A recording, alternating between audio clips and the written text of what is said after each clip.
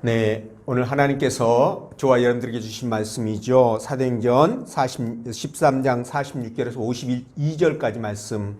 네, 하나님의 은혜로 구원받은 백성은 고난도 기회로 삼아야 합니다. 이런 제목인데 말씀 증거될 때 우리 하나님의 은혜와 사랑이 이곳에 함께하길 원합니다.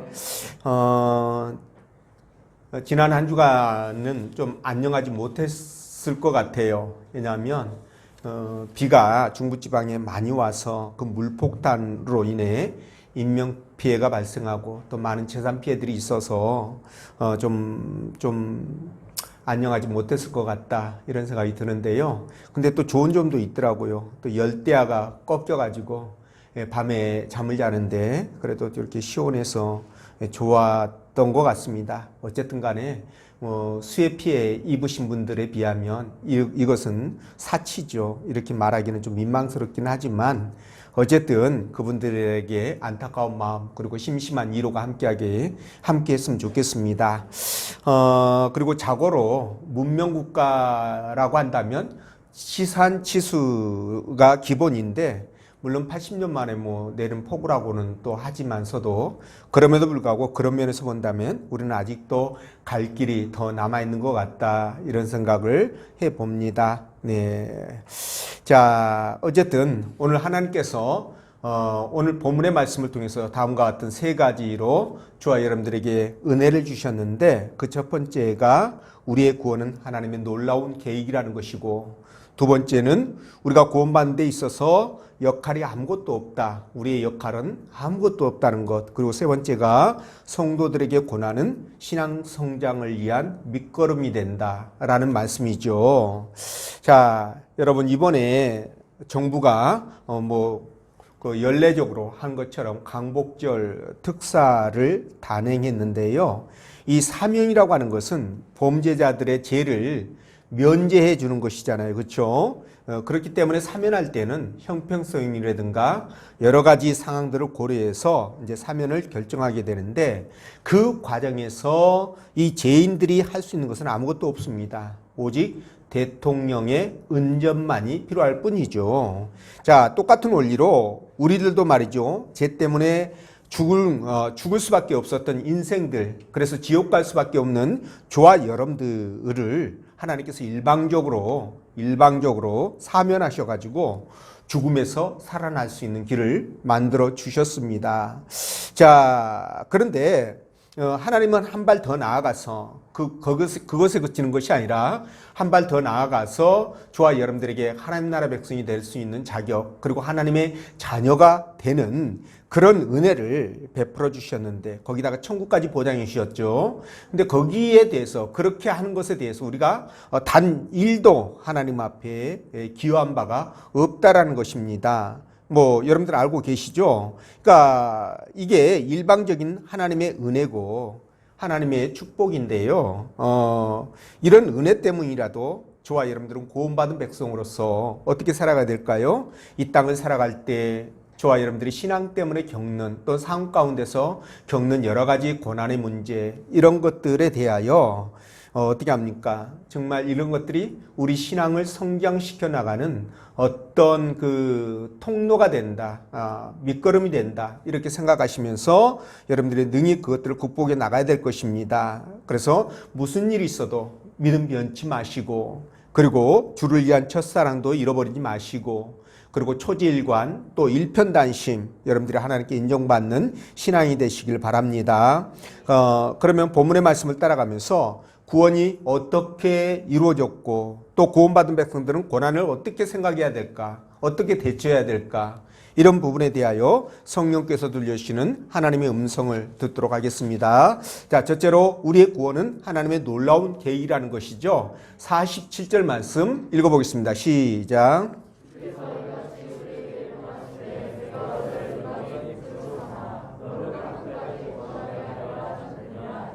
아멘. 자, 바울과 바나바가 안디옥 회당에서 두 번째 주일 설교를 하지요. 이때 복음을 전할 때요. 일부는 이 복음을 받아들여서 정말 다른 자들이 있는가 하면 반면에 시기 질투가 가득해서 복음을 반박하고 비방하는 그런 사람들이 있었다는 겁니다. 두 부류로 있었다는 거 지난 시간에도 여러분들에게 말씀을 드렸는데, 그래서 그 시기하고 질투하는 유대인들 때문에 결국 그들이 사람들을 선동해서 폭동을 일으킴으로 말미암아 어쩔 수 없이 이 안디옥을 떠날 수밖에 없었다고 그랬잖아요. 근데 이 두 분이, 그러니까 바나바와 사도 바울이 그 쫓겨가면서 남긴 유명한 말씀이 바로 47절 여러분들이 읽었던 말씀인데, 자, 이 말씀의 뜻이 뭐냐면 이방인들에게 복음을 전하러 가는 것이 결코 자기들의 판단이나 생각 때문이 아니라 뭐라고요? 하나님의 심오하신 계획이고 그분의 명령에 따라서 간다라고 밝히고 있다는 거예요.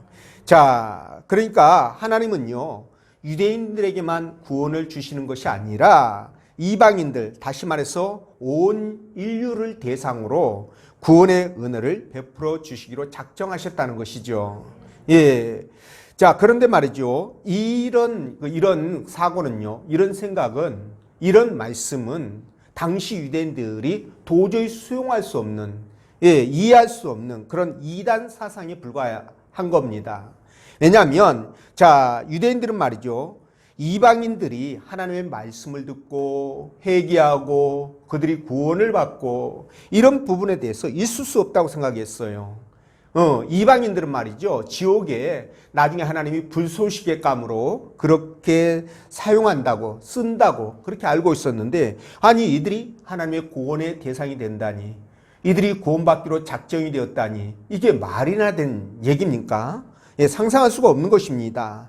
자, 그런데 말이죠, 이들이 이렇게 편협한 선민 우월주의적인 사상을 갖고 있었던 것은 뭘까요? 저들이 하나님의 말씀을 제대로 알지 못한 것에서 기인한 것이다, 이렇게 생각하시면 됩니다.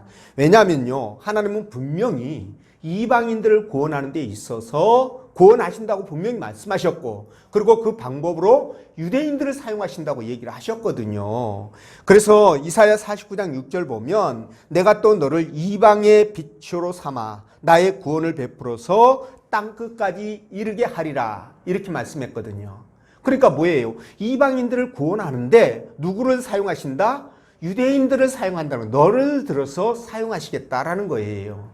이렇게 말씀을 했기 때문에, 그래서 말이죠, 자, 하나님은 이 말씀을 이제 이루어 가셔야 되잖아요. 왜냐하면 그분은 한번 말씀하시면 그 말씀을 반드시 이루시고 성취하시는 분이기 때문에 이렇게 말씀했다면 이것도 하나님이 이루어 가셔야 된다는 거죠.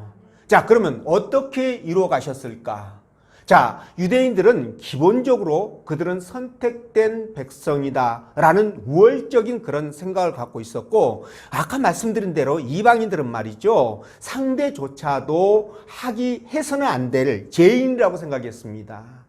그런데 그들에게 가서 복음을 전해야 되는 이방인들에게 가서 복음을 전해야 되는데 어떤 유대인이 쉽게 이것을 응하겠느냐고요.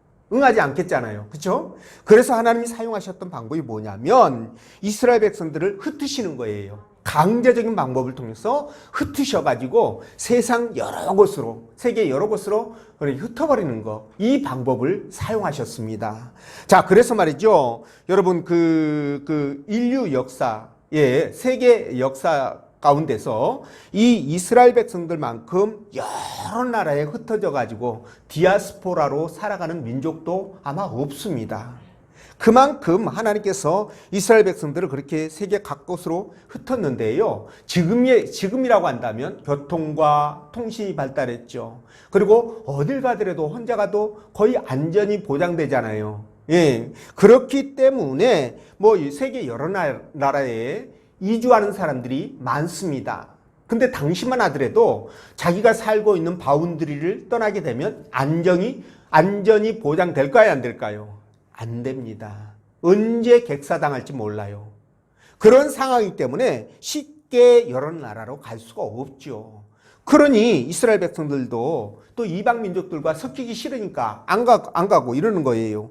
그러다 보니 하나님께서 어떻게 하셨느냐? 바로 이 민족들을 통해서, 그들을 통해서 이스라엘 백성들을 흩으시기 시작합니다.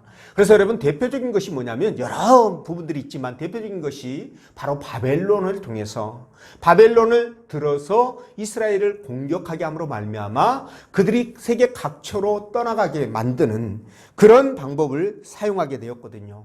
그들이 가게 되면 뭐 하겠습니까? 모여서 또 하나님을 예배해야 되잖아요. 그리고 하나님을 사람들에게 소개하게 되지 않겠습니까? 자연스럽게.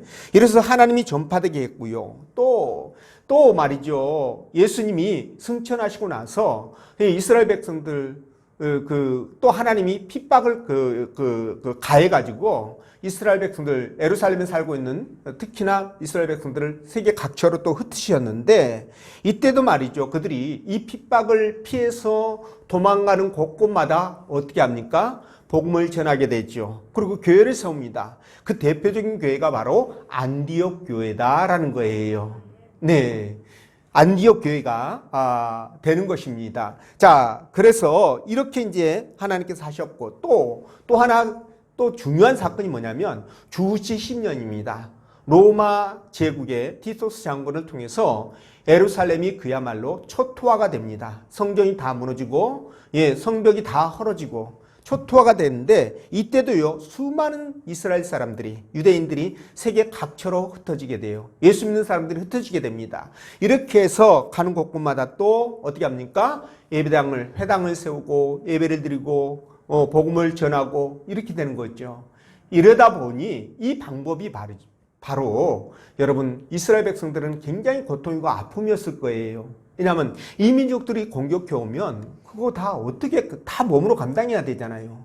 얼마나 고통이고 아픔이었겠습니까? 그런데 하나님은 그런 방법을 통해서 움직이지 않으니까 그들이 그런 방법을 통해서 어떻게 하셨다? 그들을 흩으셔가지고 복음을 전파하게 해서 이렇게 통로가 되게 하셨는데 예수님도 그렇게 말씀하셨어요. 복음이 이 세상 끝까지 전해져야 종말이 끝이 올 것이라고 세상 끝날이 올 것이라고 마태복음 24장 14절에서 말씀하셨어요.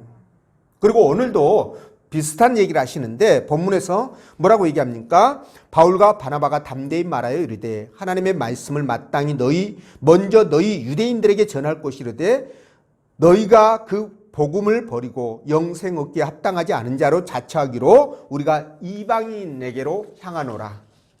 자, 그러니까 하나님은요 유대인들을 구원하기를 원하셨지만 그들이 거부하죠, 복음을. 그래서 이방인들에게 복음이 향하게 됩니다. 자, 그런데 말이죠. 이런 말씀을 들으면 저와 여러분들이 얼마나 감사한지 몰라요, 사실요. 만약 유대인들만 구원하기로 작정을 했다거나 또는 유대인들이 복음을 전할 때 다 받아들였다면 여러분 이방인들에게 복음을 전하러 갈 기회가 없었을 거 아니겠어요. 그럼 저와 여러분들은 복음을 듣지도 못했을 것이고 그러면 지옥 가야 되잖아요. 생각만 해도 끔찍합니다. 그래서 유대인들이 복음을 배척하는 것이 우리에게는 은혜예요, 그게. 그리고 하나님의 원대한 계획을 이루어가는 실현하는 그런 길이기도 했다는 거예요. 이걸 우리가 아셔야 됩니다. 자, 여러분 오늘 본문 속에 나오는 이방이라는 뜻은요. 단순히 유대인 또는 유대인 말고 다른 사람들 이렇게 구분할 것이 아니라 복음을 받아들이지 않는 유대인들을 포함해서 복음을 받아들이지 않는 모든 사람들이 바로 이방인들이다. 이렇게 보시면 돼요. 그러니까 저와 여러분들은 복음을 받아들였지 않습니까? 그러면 이방인이 아니라 누구다? 바로 유대인이에요. 영적 유대인. 하나님 나라의 백성입니다. 그렇죠? 자, 그런데 말이죠. 자, 이렇게 말이죠. 주님께서 모든 사람을 대상으로 복음을 전하여 그 영혼을 구원하실 작정을 하셨다고 한다면 여러분 우리는요 예수 믿지 않는 사람이라고 한다면 그들이 누구든 간에 사회적인 지탄의 대상이 되든 아니면 그 사람이 사기꾼이든 도둑놈이든 그죠? 그들에게 복음을 전해야 되고요. 또 교회 다니는 사람들이 더 나쁘다 이런 비난 듣기도 해요, 때로는. 그런 말을 들어도 말이죠. 여러 잡탕들이 교회에 들어오는 것을 막을 수가 없는 거예요. 왜냐하면 그들 가운데서도 하나님께서 혹시라도 구원받기로 작정하신 분들이 있을지 모르기 때문에 그렇습니다. 그래서 교회가 골라서 받을 수 없는 상황이에요, 사람들을요. 그러니까 여러 질 나쁜 사람들이 오지 않습니까? 뭐 깡패고 도둑놈이고 사기꾼이고 벨 사람들이 다 모여서 하나님 나라의 백성으로 되어져 가지 않습니까? 그러니까 세상 사람들이 보면 그런 사람들을 보고 아직 성화되지 못한 사람들을 보고 야, 교회 다니는 사람들이 더 나쁘다 이런 말을 할 수 있는 것이죠. 뭐 그걸 감수해야 할 수밖에 없습니다. 자, 그래서 저와 여러분들은요, 하나님께서 이렇게 우리를 구원하는 데 있어서 또는 세상 사람들을 구원하는 데 있어서 그게 즉흥적으로 이루어진 것이 아니라 하나님이 태초부터 원대한 계획에 의해서 그분의 섭리에 의해서 이루어졌다는 것을 우리가 인정하셔야 되고요. 우리 예수님도 그것 때문에 2000년 전에 이 땅에 오셔서 십자가에 못 박혀 돌아가신 거 아니에요. 거기다가 저와 여러분들에게도 하나님이 계속 명령하셔서 복음을 전하라고, 믿지 않는 자들에게 복음을 전하라고, 그래서 하나님의 구원의 계획에 동참하라고 말씀하시는 거예요. 이해가 되시죠?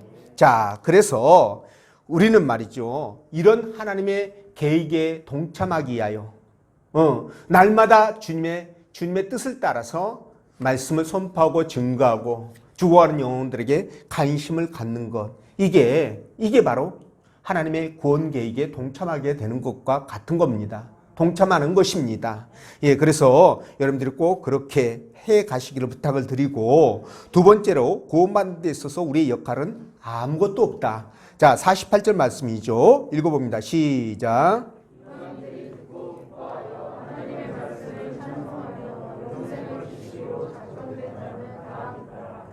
아멘. 자, 유대인들이 복음을 배척하자 사도 바울은요, 너희가 복음을 받아들이지 않으니까 우리가 이방인들에게 간다, 이방인들에게 복음을 전하러 간다, 이렇게 얘기하죠. 또 주께서 우리를 이방인의 사도로 쓰신다, 이렇게 말하니까, 자, 이 말을 들은 이방인들은요 어떨까요? 아주 기분이 아주 좋겠죠. 그래서 그들이 이 말을 듣고 기뻐하며, 그죠? 하나님의 말씀을 찬송하고, 그리고 영생을 주시기로 작정된 자들이 주님을 영접하는 거예요. 신앙을 고백하고 영접하고 예수 믿는 역사가 일어나게 됩니다. 근데 반면에 말이죠. 예, 이방인들에게 복음을 전한다고 하니까 그걸 또 싫어하는 부류가 있을 거 아니에요. 그게 바로 유대인들 아니겠습니까? 그렇죠? 그들은 시기 질투가 폭발해서 복음을 배척하고 사도 바울 일행을 쫓아내게 됩니다. 자, 여러분, 오늘 이것을 통해서 우리는 중요한 사실을 깨닫게 되는데, 그게 뭐냐면 바로 이방인들 중에 영생을 주시기로 작정된 자들, 그러니까 예수 믿고 구원받기로 작정된 자들이 다 믿었다는 건데, 여러분, 작정됐다는 것은 뭐예요? 저들이 열심히 신앙생활을 할 것 같으니까 하나님이 작정하고, 또는 저들이 열심히 신앙생활을 해서 하나님이 구원을 주시기로 그렇게 작정을 했다라는 뜻이 아니잖아요, 이거는요. 그러니까 뭐예요? 그들의 행위나 그들의 어떤 모습과는 전혀 상관없이 이미 하나님은 그들이 형질이 형성되기 이전부터, 어머니 모태에 있기 전부터 내가 그들을 택하고 부르셨다. 또 에베소서 1장 5절 같은 데에서는 창세전부터 내가 그를 작정했다, 예정했다, 이렇게 말씀하시잖아요. 그건 뭘 얘기합니까? 저와 여러분들이 구원받기로 작정되는 데 있어서, 구원받기로 확정되는 데 있어서 단 1도 하나님 앞에 보탬이 되거나 잘난 부분이 없었다는 것을 얘기하는 겁니다.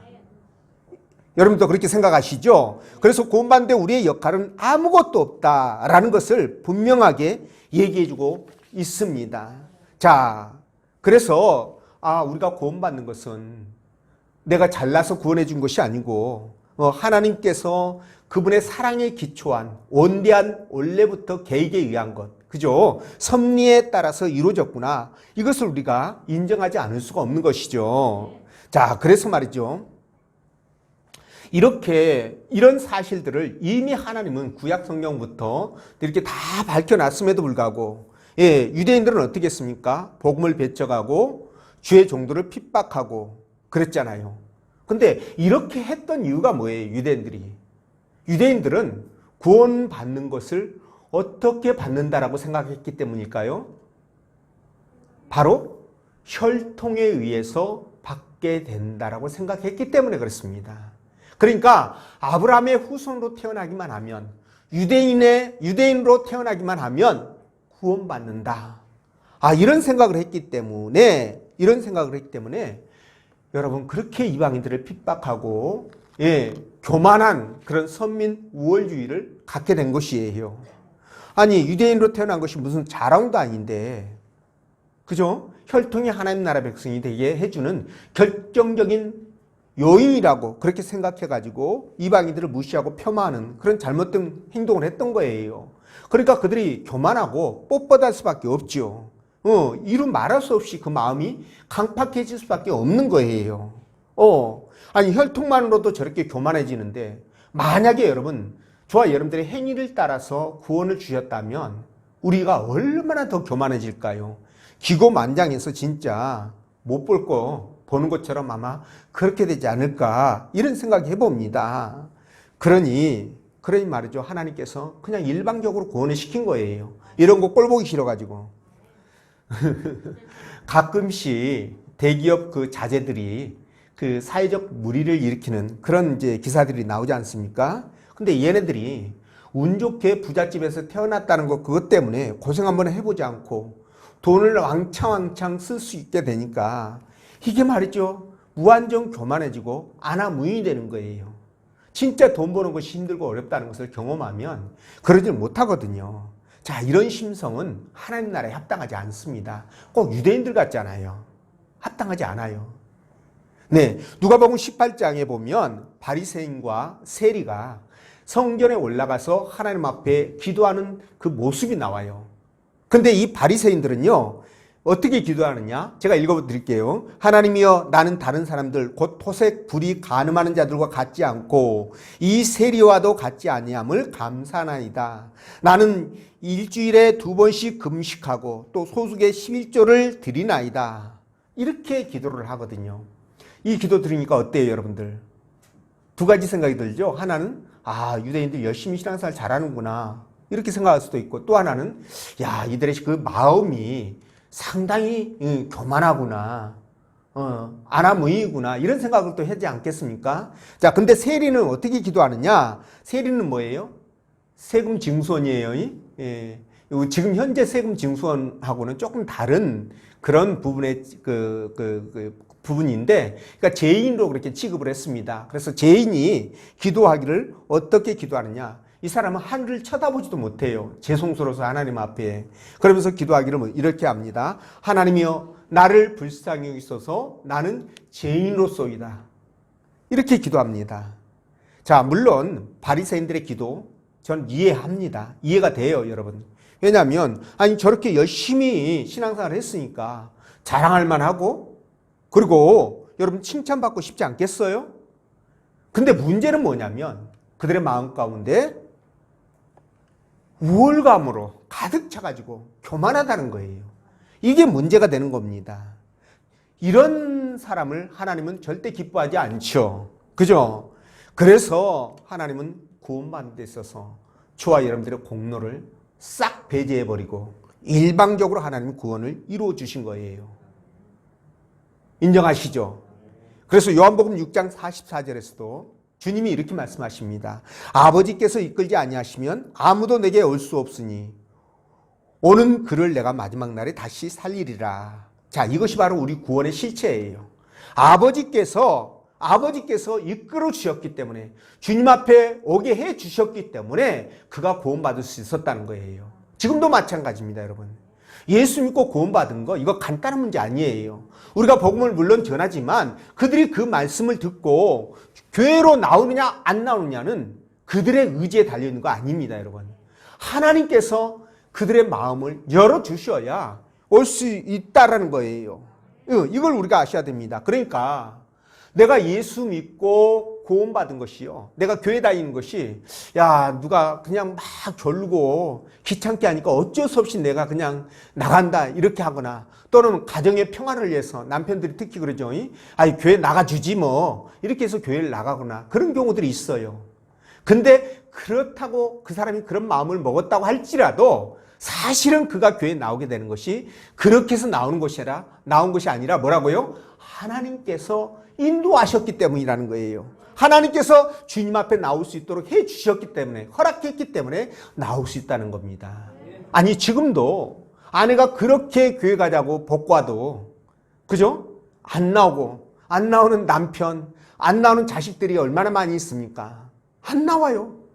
그렇다면 하나님께서 아직 그들을 인도하지 않으셨구나라고 생각하시면 됩니다.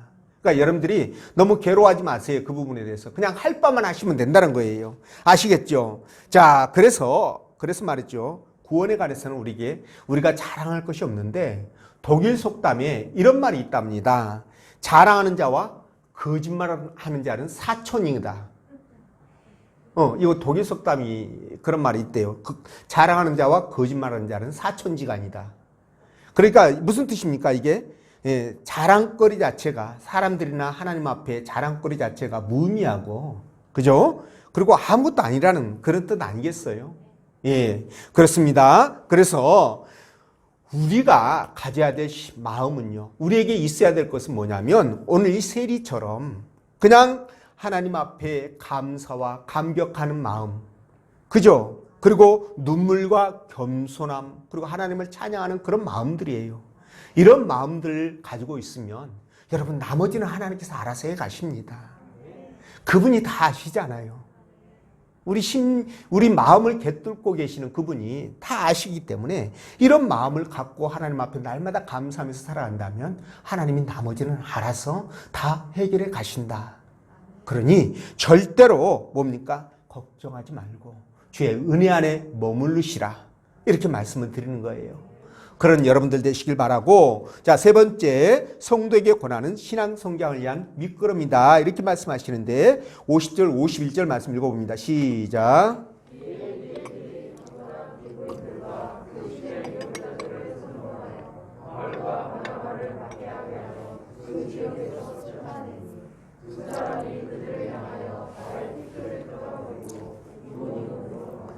아멘. 자, 바울 일행이 유대인들이 선동해가지고 결국 쫓아내잖아요. 그래서 어쩔 수 없이 이고니온이라는 곳으로 이제 그 도망을 가다시피 가는데요. 그때 뭐라고 했다고요? 어떻게 액션을 했다고요? 신발에 흙을 털어버렸다. 이렇게 얘기하죠. 티끌을 털어버렸다. 티끌까지 털 정도로 깨끗하게 제거했다 이 말이에요. 자, 흙을 털어버렸다고 얘기하는데 여러분 신발에서 왜 흙을 털었을까요? 자, 이거는요 유대인들의 그 관습 중에 하나가 뭐냐면 이방인들 지역에 가면 이방인들의 지역 갈 수밖에 없을 거 아니겠어요, 그죠? 가가지고 이제 유대 땅으로 돌아올 때 그들이 그 발에 있는 먼지를 싹 털어버리고 그렇게 돌아오는 그런 그 관습이 있었답니다. 그러니까 뭐예요? 이방인들과 전혀 상종하지 않겠다 그런 의미겠죠.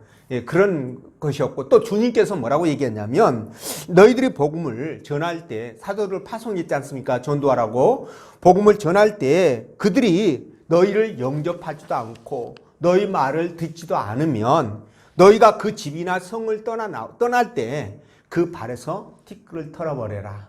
예, 흙을 다 털어버려라. 이렇게 말씀하셨어요. 주님께서도요. 자, 이렇게 말했는데 여러분 중요한 겁니다. 이게 뭐냐? 복음을 전해도 듣지 않는다면 그 사람은 바로 이방인들과 똑같이 취급해라. 이 말이에요. 이게요. 그러니까 너하고 나하고는 상종, 네가 구원받지 못하는 것에 대해서 나는 전혀 책임이 없다. 이런 뜻입니다. 그래서 이게 에스겔서 3장에 있는 말씀과 연결이 되는 거예요. 자, 그래서 어쨌든 간에 이렇게 해서 털고 나왔는데 자, 복음을 전할 때마다 이 유대인들이 나타나가지고요, 사사건건 방해하고 야유하고 폭력까지 이렇게 행사한다면 이 전도자 입장에서는 정말 곤욕일 거예요. 그렇겠죠? 곤욕입니다. 자, 그런데 말이죠. 하나님은 이런 전도자들의 아픔과 고난이 있음에도 불구하고 이 고난을 통해서 하나님이 이루시는 것이 하나 있어요. 그게 뭘까요? 바로 복음이 여러 곳으로 전파되어서 빠르게 전파되어지는 이것을 하나님께서 기대했던 것입니다. 그러니까 핍박하지 않으면 우리는 본능적으로 안주하려고 하는 속성이 있어요. 여러분, 목사님이요, 여러분들 막 쪼이고 볶고 지지고 볶아가지고 복음을 전해라, 봉사해라, 헌신해라, 충성해라, 왜 신앙생활 이따구로 하느냐 막 이러면서 그렇게 쪼이면 어떡할까요? 여러분들 굉장히 괴롭겠죠. 그렇게 하면은 다 도망갈라나요? 도망갈까봐 못하죠. 근데 여러분, 그것을 통해서 이룰 수 있는 게 뭡니까? 여러분들의 신앙 성장이에요. 견고하게 신앙이 성장되어지고 하나님 앞에 복 받을 수 있는 길이 열리는 거예요. 이게 부수입이 아니라 주 요인으로 그게 따라오게 됩니다.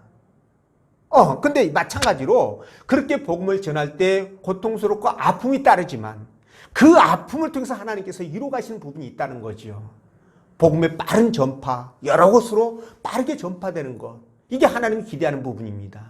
자, 그렇다면 여러분, 마찬가지로 우리가 이 땅을 살아가는 데 있어서 여러분 삶의 과정에 여러 가지 크고 작은 많은 문제들을 겪게 돼요. 문제뿐만 아니라 그게 때로는 질병일 수 있고 아픔일 수 있어요. 근데 그거를 당하는 사람은 얼마나 아파요.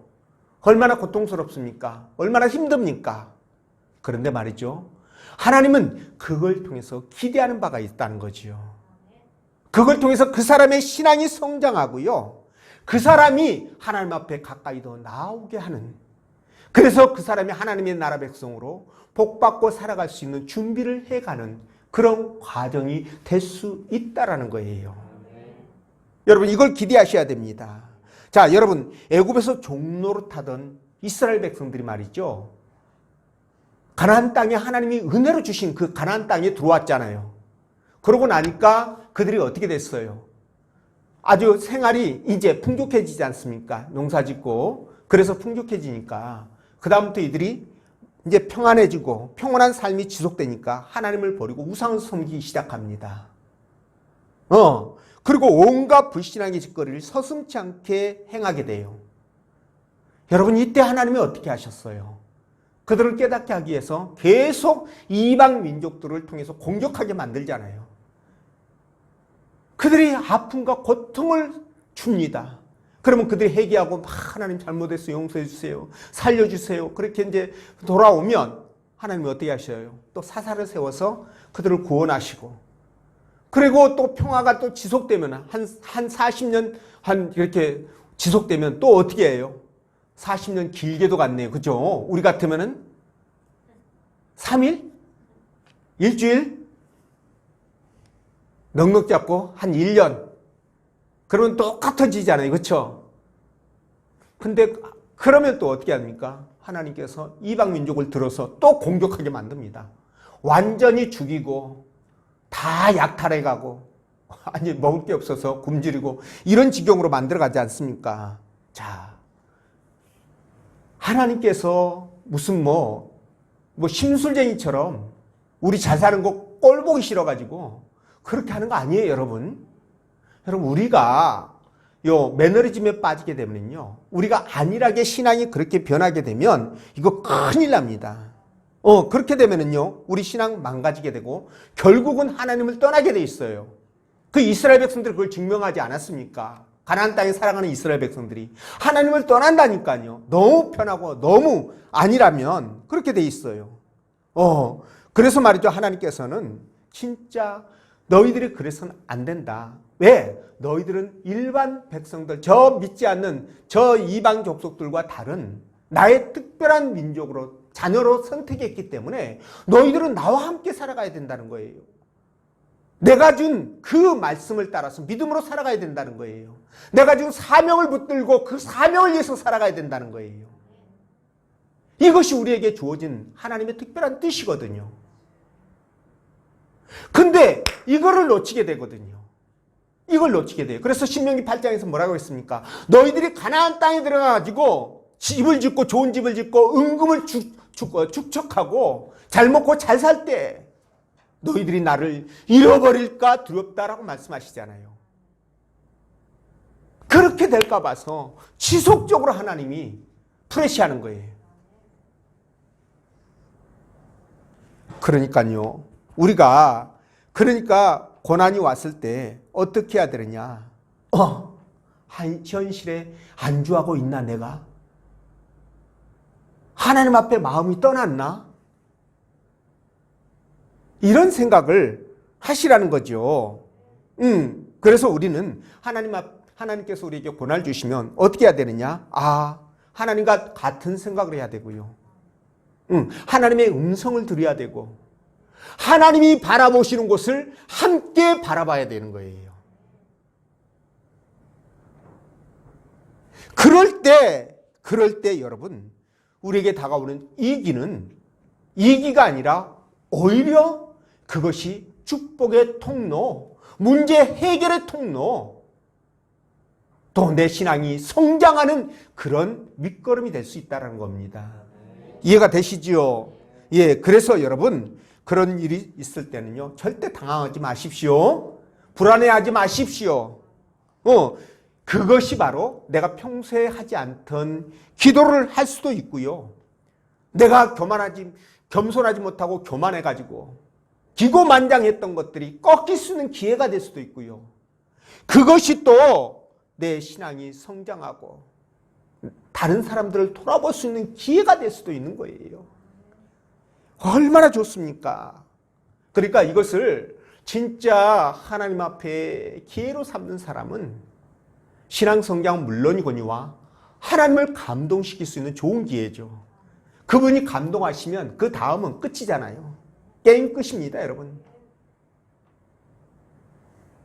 자, 그래서 말이죠.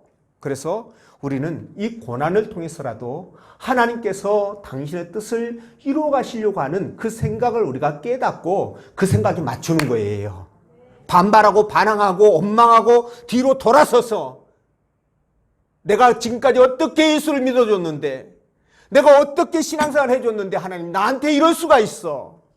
이것이 아니라 겸손하게 무릎 꿇고 하나님 앞에 자복하고 회개하면서 나의 부족한 부분을 돌아보면서 그것을 세워가는 기회로 삼는다면 하나님은 반드시 저와 여러분들을 통해서 놀라운 기적을 만들어 가실 겁니다. 문제 될 수 없어요. 고난 될 수 없어요.